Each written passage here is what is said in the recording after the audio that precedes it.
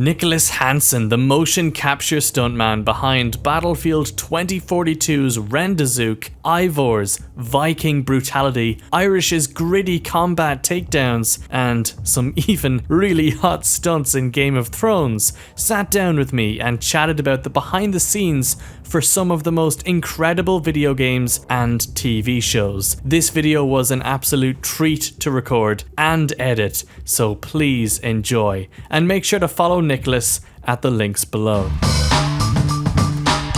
So yeah, I'm sitting down with Nicklas Hansson here, and you are a professional motion capture stuntman. And it's an area of the gaming industry that I guess I knew about, and I think a lot of people would know about, but it's just kind of in the back of our mind. It's like, oh yeah, those guys.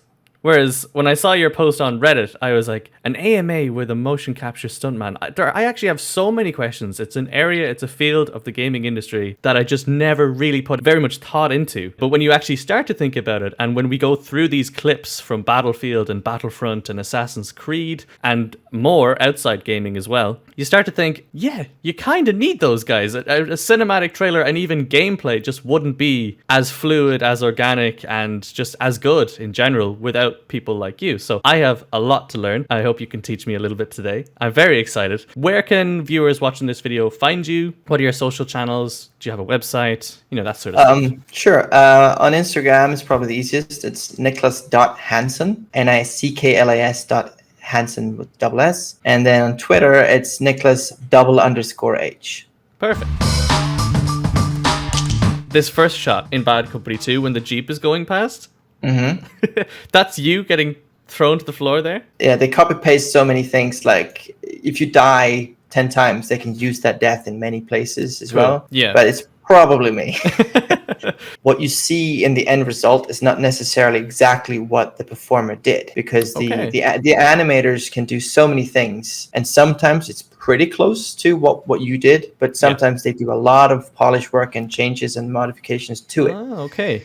So and they can blend and copy paste, so you can record 3 things and then they add them together, and then they have the final result. So wow, maybe I died somehow, and then they thought, you know what? It'll look cooler if his right arm is like this and his left leg is like this, and they can go in and change that. Yeah, that's they can really make cool. the pose better, which is, I guess, unique to animation compared to like film and live action. Were you holding like fake weapons as well in this capture, do you think? Or yeah, like it's always a matter of it depends on the animation director. Sometimes you want to have a weapon, like an actual like weighted weapon. Yeah. Sometimes you have like a stunt version of it that's like foam, kind of soft, lightweight weapon, because there's a risk of injury if you know. And sometimes you don't have anything at all. You just have to fake. And you just hold it like this, No and then way. they just add a weapon and just add physics to it, and something happens. Okay, cool. Oh yeah, the Battlefield 1 clip. I have to know, is that you getting flung into the wall? Could be. Could be. Probably, yeah. Because like I saw that and there was like, my initial interpretation was, oh, that dude's on a wire. Like that, there's no way you could fling yourself that hard into something. But at the same time, if you're talking about taking multiple takes and combining them, then maybe that was what was done here. Yeah, I mean, there is definitely a chance that this is just completely ragdoll and not even mocapped. Okay. Or it's some mocap and some ragdoll. Like I don't know the exact technicalities of animation behind it, but that's definitely something they could have done. I don't remember the specific one, but I think the ways you could do it is you could be on a wire and pull the wire through the wall and just pull someone into the wall. Yeah. You could just run into the wall. Throw yourself, like you run and then just before you flip around, so you hit it with the wall with your back. Cool. Or you could have a mini tramp, so you jump on it and then you just let it send you into the wall, and then they can just mix and match and use whatever footage they want from it. So is there less takes in motion capture, or is it just as painful as film?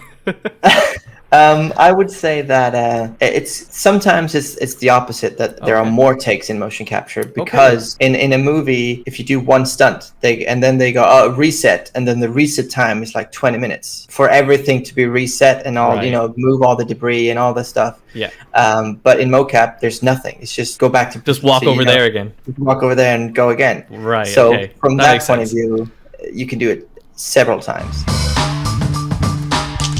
You already kind of briefly mentioned it, but I assume you're holding either nothing, and you're just like mimicking a World War One club, or there may be like a foam club or something. But like there's a lot of force in that, you know. It looks like you're actually holding something. I think I am in this case, like especially with things that you can see that there's weight to it, like you say, then you would want to have that. Yeah. Because if you have a rifle that weighs nothing and you move it quickly, you can see that it's it doesn't really look right. Yeah. And in this case, I'm pretty sure I am using some sort of prop weapon that's got some weight to it. That's and cool. I think sometimes you just have a pad that you hit, so you actually hit something. Yeah. And so then you can go full force on it. Yeah. Yeah. And I think cool. even in that Battlefield 1 trailer, not in this clip that we have here, unfortunately, but in another part, there's a guy hitting another guy with a shovel. Oh yeah. And that's what it is, yeah. And I remember that's me hitting myself, because for some reason that day it was just me. And so I hit a thing, a pad, and then I did the other guy, and I did the reaction to it. So they put them together. So I'm like, that's me killing myself. That's insane, because like that's one of the most famous clips in the trailer. Like that trailer is regarded as one of the best video game trailers of all time. Mm-hmm. You know, from the cinematography in it and the animation work, and obviously the motion capture and the music and everything. I don't know how many views that video has, but it's in the tens of millions. Wow. Oh, it's the biggest Battlefield trailer of all time, no doubt. And I think it's one of the biggest game trailers ever. So it's kind of insane that specific clip especially. So and it's like the zoomed out, you see the background, it's like an epic thing. It was really cool. So that's you twice. Yeah. That's so cool. I just have to say, like, Star Wars in general, like, doing a bunch of soldier stuff is cool, and you can do a lot. You can get into a lot of details with it. But doing Star Wars characters was such a moment to, like, oh, you're going to be Darth Vader now. I'm like, okay. So cool. And like, you're going to be Luke Skywalker now. I'm like, that's so cool. This is something. And in the mocap studio, you can there's usually a TV or some sort of way that you can see yourself as the character in real time. So like, you're watching yourself and you move and you see like Luke Skywalker moving the way you do. And that's always such a mind-blowing experience. Even after more than a decade, I go like, that's cool. See, some actors have like the privilege of playing, you know, Mark Hamill as Luke Skywalker, whereas you came in and you just played everybody. Yeah. Like, I played all the casts. Not bragging or anything, but I was Darth Vader and Luke Skywalker. But then it's like you do some moves, then someone else does some other moves for the same characters. It's like one character can be like Frankenstein, from a bunch of different people. Were you Boba Fett? I was, at some points. That's so cool. So what was that like? You're obviously flying, so are you actually just standing, or are you on a wire or something?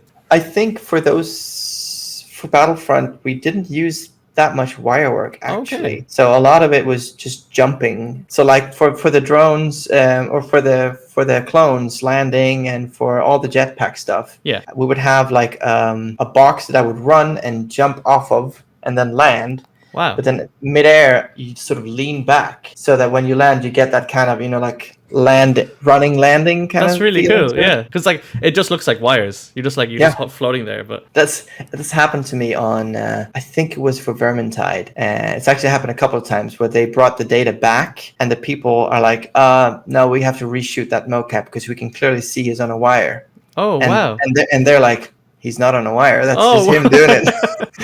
That's crazy. Like I think it was I vaulted up onto a like it was 2 meters high or something. Like we call it the cage. Okay. So I vaulted up onto that, and they're like, "There's no way you can do it that fast. Like he's clearly on a wire." Yeah. And I'm like, "No, you did it too well." It's the video of him doing it. They're like, "What? No."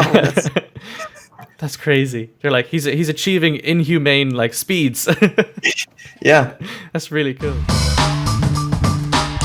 Oh yeah, well, we have to talk about like the quick time events of Battlefield 3. Like ripping off the gas mask? Yeah, like in the single player campaign, there was all these like press Q and press, had to quick time things, which I don't know if it was well received or not, but regardless, I remember it being really hard to capture. Oh. Because a lot of times they have like, if it's a fight and you don't press the button, then you get hit, and it continues where they left off. Like nothing really happens. Yeah. But for BF3, for these QuickTime events, we had this like infinite, like exponentially scaling trees of like, if you fail once, it's a soft fail. Yeah. And then if you fail again, it's a hard fail. But if you succeed, you go back to the original path, and then you could succeed again. And yeah, I see what you mean. Yeah. It just ended up being that every single QuickTime event was like 2 days of work. It was like so much. That's very cool. Thanks for sharing. I know. I'm never going to play like Battlefield 3 QuickTime events the same. I'm going to be like, I have to get it right every time, or Nicklas has to do way more work. You remember that? You remember the rat? Oh, there yeah. There was a rat. Yeah, and you fail, and you just go, when you die. Was that you? Yeah. No way. You're the guy who flipped off the rat. Yep. Wow. If I'm famous for nothing else, that's what I want to be famous for. Never mind the big famous Battlefield 1 trailer. It's you flipping off a rat. I want to be known for flipping off a rat. That's brilliant. One of the challenging things about this clip was it was designed to be, like, we knew already from the start that this was going to be a TV spot. Like, it was going to air on TV. We weren't allowed to use violence in the same way because, you know, I think in the first trailer, that like the announced trailer of Assassin's Creed Valhalla, they had like decapitations, and it's like, because it's an Assassin's Creed game, right? Yeah. But in this one, they're like, we can't kill people in the same way. We can't show blood. We can't decapitate. We can't do anything like that. So they're like, you have to make it look cool, but and violent, but without doing any of those things. And you're like, okay. So I was the fight choreographer, action designer for this project, as well as the main performer. That's really cool. So we rehearsed a bunch of different ways and like showed the directors, like, here's a bunch of things. What do you think? And then they cherry pick whatever they liked. Like, if we like that move, but maybe with this move. And eventually we ended up with this thing. And the jumping flying knee at the end is like a result of that very thing. That Eivor's got 2 axes, but he doesn't use them because he can't really in this clip, because he has to do something cool without killing someone with them. One more question about the Viking stuff. Did you have to, like, I didn't know you did the choreography and everything. That's really cool. Did you have to go and research, I suppose, authentic fighting styles and stuff? Not really. Like, there's rarely the case that you want to be authentic to like what is actually real, because it's like a cinematic realism that you talk about. If you bring someone in for a fight sequence and it's like, yeah, this is a real MMA fighter, so he can fight, you're like, oh no, this is gonna look terrible, because that's not the same thing. Because it's like fighting for film and fighting for is a different style. It's very much exaggerated. You need to show and telegraph, like, I'm doing this move. It's really like wide and big, because otherwise the audience won't see it. But in terms of Valhalla, I did research some stuff that was, cool, and especially with the challenge of not being violent. Like, what can I do? So it's a case of balancing authentic with, what the audience can pick up on and what actually looks good on camera. Yeah. The first clip we have is of Jon Snow and then this dude slicing someone. Are you being sliced here? No, I'm the guy slicing the dude. Oh, you're the dude. You're him slicing the other guy. Wow. Yeah. So were you on set with Kit Harington? Yeah, he actually in one of the takes, he was supposed to kill me, but he actually stabbed me in the balls. Show must go on. You just take it and just die. And then when we reset the whole scene, he walked past me. It's like, did I just stab you in the bollocks, mate? And I'm like, yeah. It's like, sorry about that. I'll try to do that again. I'm like, cheers. Oh my god. Yeah. What was that like? That big a production. It's uncomparable. Really? There's nothing. Like, I don't even know what to say. It's like an actual city. It looks like King's Landing, and then you open a door and it's just scaffolding on the other side. You're like, weird. Yeah.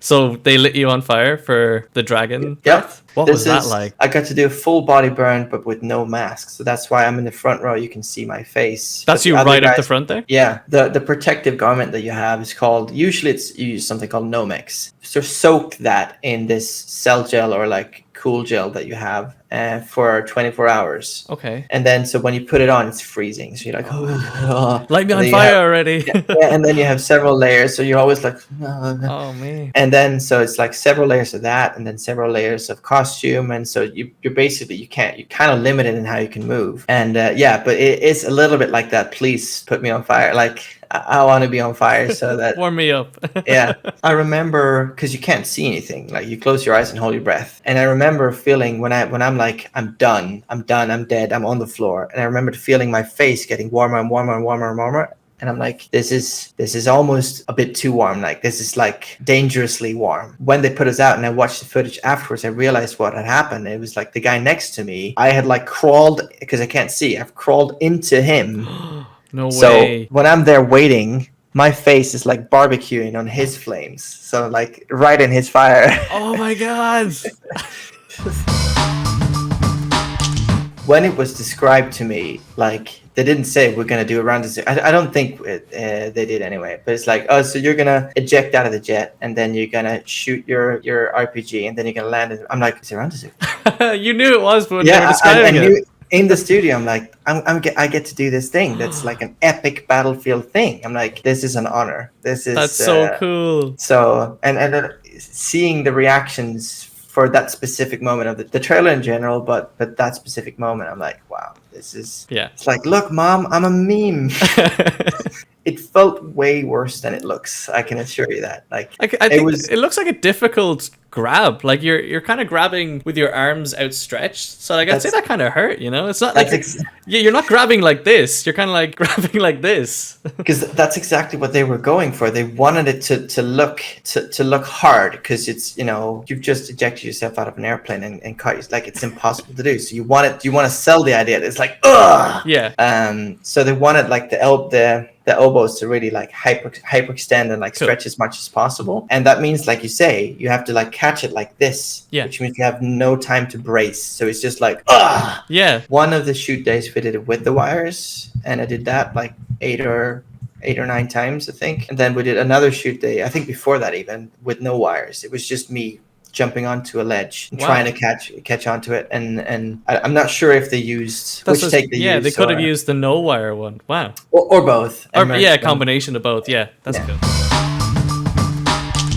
Very early on, they contacted me and said, so we have a script. It's in, you know, we're working on the script, but we want to bring you in right now so you can be involved with the script and the action that, you know, because basically the script was like up until a point, and then it was like, and then they fight, and then we end up here somehow. So that I had to like create something in between that space. So I was given the blueprints for the Exodus, and like, so he does this and then he does this, and then all these like different ideas, and presented them, and then we, you know, went back and forth, and we ended up with what we have. So that was also satisfying to contribute early on, and not just show up on the day and do what you're told, but instead like saying, I think we should do this, and so then seeing people say like, yes, this is cool. You're like, I did that. Yeah. Like in the shot, you're running away from gunfire, but you're not just running, you're running in water and sliding over a car. So how was that filmed? You know, it's such a mind boggler. Part of your original question is like, how do you do it with the limited space of the studio? Because I'm running further than the studio. Exactly. Guys. Yeah. And that's very common in motion capture, that you have to divide shots into several takes because of limited space. Okay. So you'll have the start of the scene, and then you exit it here, and then you sort of move the virtual environment back so that the end point is where you now start, and then you do it from there, and you overlap, and then you do the rest of the scene. And for something like running, you could also have you could shoot it so that you have the specific running, and you know, if it's turns and avoiding things and all that. But you can also record just me running just straight ahead, just not in a specific environment, just a running loop basically. Okay. And then they can use that to like, oh, we need him to run a couple more steps here. They can use that running cycle and add it on top. So would they put you on like a treadmill sort of thing, or no, would you just be running in the studio? Through the studio, yeah. Okay, cool. Which is essentially how you make like the in-game stuff as well. You just have a running cycle, like a loop, and then they use that. So and for the water stuff, not this specific one when I'm running, but for when I'm in the beginning of the trailer, when I'm walking around, we actually attached weights to my, like I had weights on my feet the whole trailer, right? So that I looked heavier. But for the water specifically, we also had like a strap and then weights that were like, you know, dragging. I was dragging them behind me on the floor. Very clever. Like a meter of a strap or something, and then the weight. So I'm sort of like, you know, wading. That's wading so cool. in the water. we weren't sure if it's going to work, and I'm not sure how much of it. If they used all of it, they might have used some of it, and then they've edited some of it out. But it definitely sold the idea to me that I'm in water, because I'm like I can't move like I normally do. I have to like wade, in the That water. is so I never would have thought. That's really cool. I love that. Doing a slide like that is part of like that's everyday work for me. But doing it with all the weights and all the gear and all that stuff made it a little bit more challenging. I'm not gonna lie. In terms of like the storyline and the script for this film, is this when you were brought in to fill in? Yeah. Okay, cool. So this is you taking over narrative, pretty much. Yeah. So it was a collaboration, definitely, for sure. The whole idea of that moment is like you're inside, you're in the narrow, hallways of the boat, and then you go, the storms are fucking cavalry, boom, and then you suddenly storms like, and it's on, like right off the bat. And I think we really nailed that. But we try to shoot, I think this whole sequence we shot in one, even though we didn't have to, like from opening the door, like shooting the two guys going go go go, and then boom boom the next two guys, and then they have the melee struggle, and then the other guy getting shot over the thing. Yeah. And that was all shot in one. We had a platform. It's called an angel platform, which is basically a suspended platform that we can